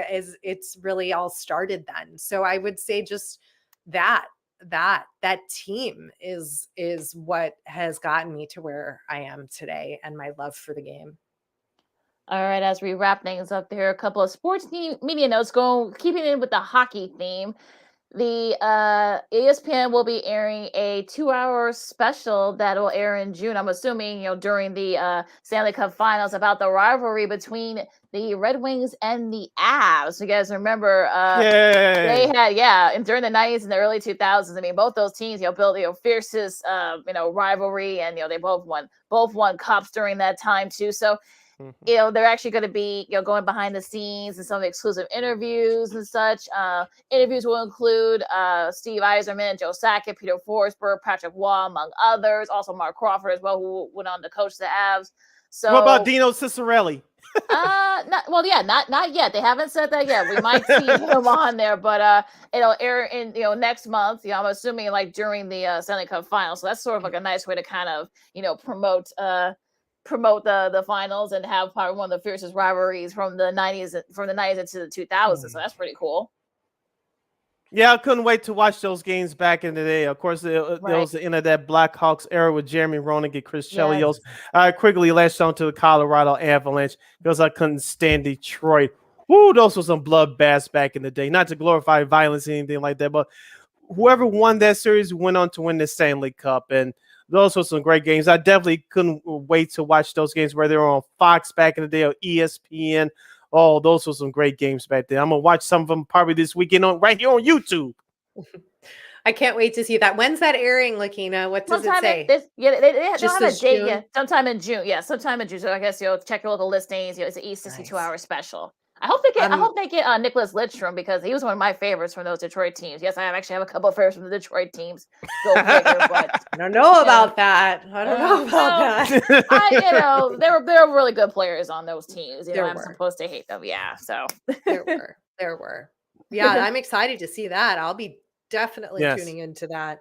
Yeah. Love to see a rivalry, and I'm sure ESPN does do a really good job with those specials, though. Yeah, absolutely. For all the bad things we just said about them, we better say something nice. Yeah. Well, there you go. Sid, you got anything else before we disperse?